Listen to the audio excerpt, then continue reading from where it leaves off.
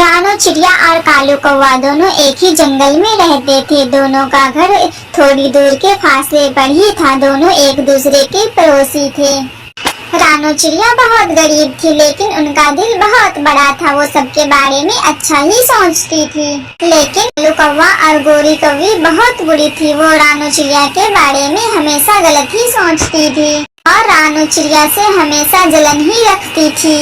Mummy, आज चांद निकला है तो कल जंगल के सारे परिंदे रोजा रखेंगे, तो आप भी कल रोजा रहेंगी? हाँ बेटा, आज चांद निकला है तो कल सारे पक्षियाँ रोजा रहेंगे और हम भी कल रोजा रखेंगे, इसलिए तो हम सेहरी बना लिए हैं। मम्मी, मैं भी रोजा रखूंगी, मुझे भी बहुत रोजे रखने का शौक है।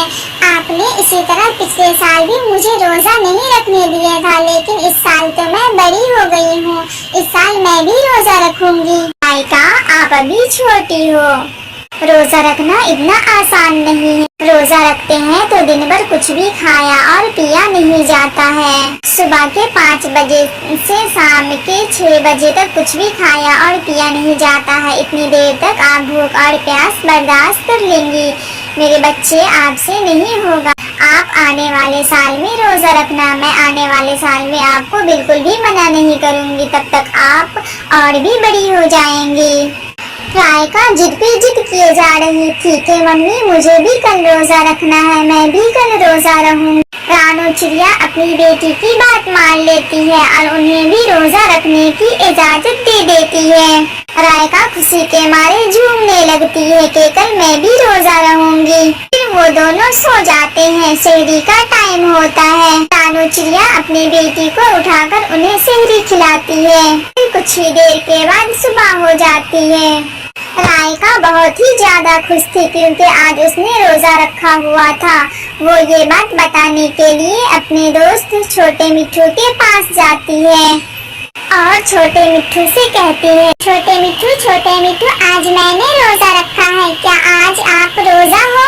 नहीं रायका, मैं तो रोजा नहीं हूँ। मेरी अम्मी ने मुझे रोजा रखने नहीं दिया है। मेरी अम्मी ने कहा है कि अभी आप छोटे हो, आने वाले साल से आप रोजा रखना, इसलिए मैं रोजा नहीं हूँ। छोटे मिट्ठू, मेरी अम्मी ने भी यही कहा था कि आप आगे साल से रोजा रखना, लेकिन मैंने तो अपनी मम्मी को जिद करके मना ही लिया और मैं रोजा भी रख ली हूँ। रायका और छोटे मिट्ठू दोनों बागों में खेल रहे थे कि तभी वहाँ पे कालू कौवा और गोरी कौवी दोनों आ जाते हैं। कालू कौवा और गोरी कौवी रमजान के दिन में भी पक्षियों को परेशान करते हैं। उनकी आदत कहाँ खत्म हुई थी पक्षियों को परेशान करने वाली और खाना फल चुरा कर खाने वाली। गोरी, देखो, इस चिड़िया के बच्चे ने भी रोजा रखा है। ये देखना, शाम होते होते ये रोजा तोड़ देंगी और कुछ न कुछ खाने लगेंगी। हाँ कालू जी, मुझे तो बिल्कुल भी यकीन नहीं हो रहा है कि इतनी छोटी सी बच्ची रोजा रखी होंगी। हो सकता है छुपाकर खा ली होंगी और आकर सारे जंगल में कह रही है कि मैंने रोजा रखा है। रायका के रोजा रखने से कालू कौवा और गोरी कौवी दोनों को बहुत चिढ़ हो रहा था। फिर वो दोनों पति पत्नी मिलकर एक प्लान बनाते हैं। कालू जी, क्यों ना हम इस छोटी सी चिड़िया का रोजा तोड़वा दें। इन्हें हम खाने की अच्छी अच्छी चीजें और फल दिखाएंगे तो ये पक्का रोजा तोड़ देंगी और वो चीजें खाने लगेंगी। फिर हमें बहुत मजा आएगा। फिर वो दोनों चाउमीन चॉकलेट लाकर रायका चिड़िया को देती है। रायका, ये लो, तुम्हें बहुत भूख लगी होगी ना, ये तुम खा लो। नहीं गोरी आंटी, मेरा तो रोजा है, मैं कैसे खाऊंगी? अगर मैंने ये खा लिया तो मेरा रोजा टूट जाएगा। मैं ये बिल्कुल भी नहीं खाऊंगी। गोरी आंटी, मैंने बहुत जिद करके अपनी मम्मी से रोजा रखा है और आप मेरा रोजा तुड़वाने वाली हैं। अल्लाह ताला मुझसे नाराज हो जाएगा अगर मैं रोजा तोड़ दूंगी तो। ये कहकर रायका और छोटे मिट्ठू दोनों फिर से अपने खेल में व्यस्त हो जाते हैं। रानू चिड़िया दूर खड़ी होकर अपनी बेटी की सारी बातें सुन रही थी और अपनी बेटी को ऐसा बोलते हुए देखकर बहुत फख्र महसूस कर रही थी। उन्हें अपनी बेटी पे बहुत गर्व हो रहा था। कुछ देर खेलने के बाद फिर रायका मिट्ठू से कहती है, छोटे मिट्ठू, अब इफ्तारी करने का टाइम हो रहा है, अब हमें अपने अपने घर जाना चाहिए। और ऐसे भी आज मेरा रोजा है तो मैं जा रही हूँ अब इफ्तारी करने के लिए। मेरी मम्मी मेरा इंतजार कर रही होंगी। ऐसा बोलकर रायका चिड़िया अपने घर वापस लौट आती है। यहाँ घर पर रायका के मम्मी ने तो रायका के लिए तरह तरह की इफ्तारियाँ बनाई हुई थी। मम्मी अब इफ्तार का टाइम हो गया है, बस कुछ ही देर में आजान होगी, फिर हम इफ्तारी करेंगे। रायका बेटा, इफ्तारी करने से पहले दुआ मांगी जाती है और इस वक्त जो भी दुआ मांगी जाती है वो कबूल होती है। तो चलिए आप और हम दोनों मिलकर दुआ करते हैं। फिर वो दोनों दुआ करती है, तभी आजान की आवाज आती है। फिर दोनों माँ बेटी इफ्तार करने लगती हैं। मम्मी आज मेरा पहला रोजा मुकम्मल हो गया है, मैं फिर कल भी रोजा रखूंगी। नहीं रायका, अब कल नहीं, अब आप 2-3 दिन के बाद रोजे रखना। रोजे तो अभी शुरू ही हुए हैं, अभी तो 29-30 रोजे बाकी हैं। फिर आप 2-3 दिन के बाद रोजा रखना।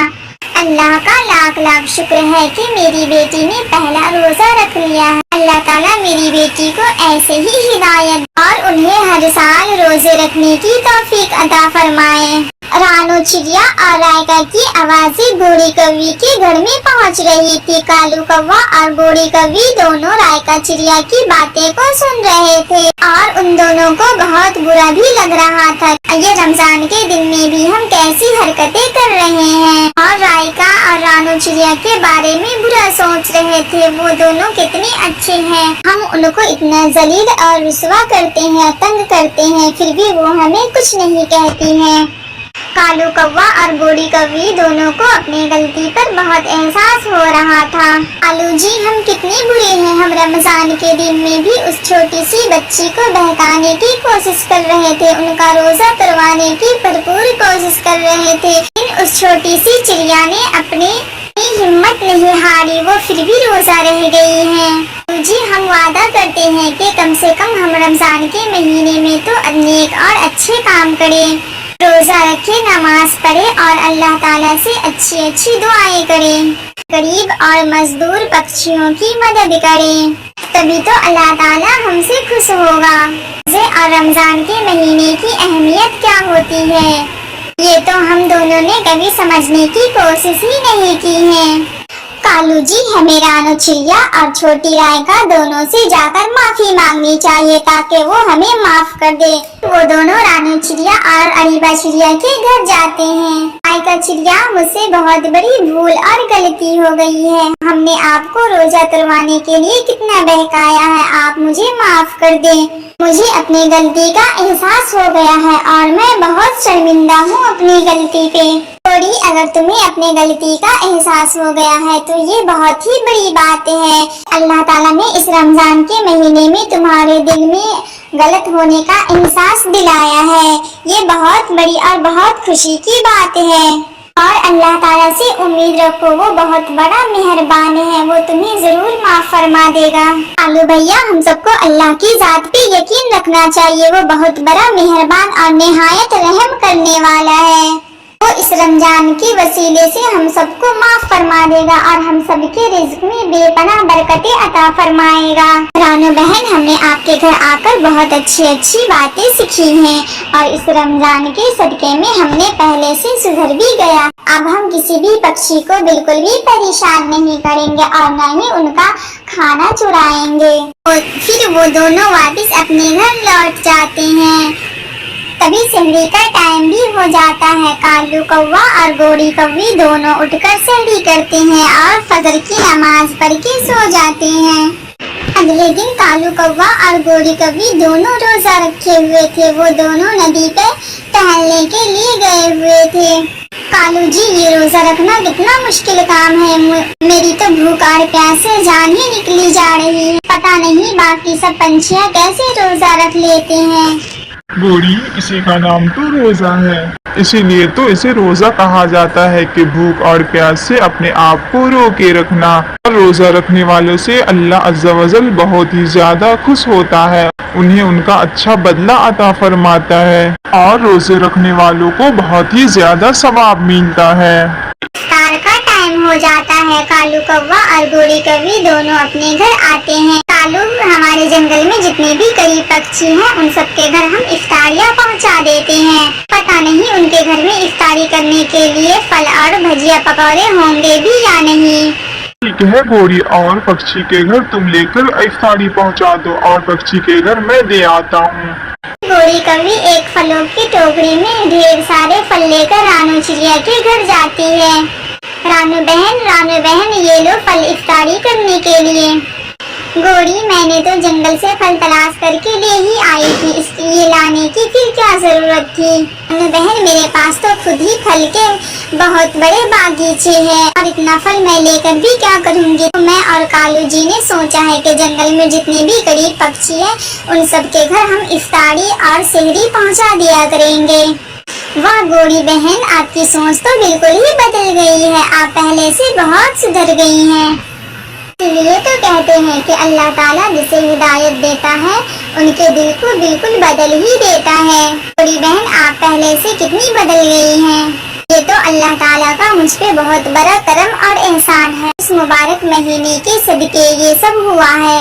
फिर गोरी कौवी और कालू कौवा उस दिन से अपने जंगल के तमाम पक्षियों का ख्याल रखने लगते हैं, उन्हें परेशान करना छोड़ देते हैं। अगर उनके घर में खाना न हो तो उनके घर खाना पहुंचाया करते हैं और वो दोनों सच्चे पक्के नमाजी और रोजा रखने वाले बन जाते हैं। तो बच्चों, आपने भी पूरा रोजा रखना है और रमजान में गरीबों की मदद करनी है और अपने गरीब पड़ोसियों का भी ख्याल रखना है, उनके घर इफ्तारी जरूर पहुंचाना है।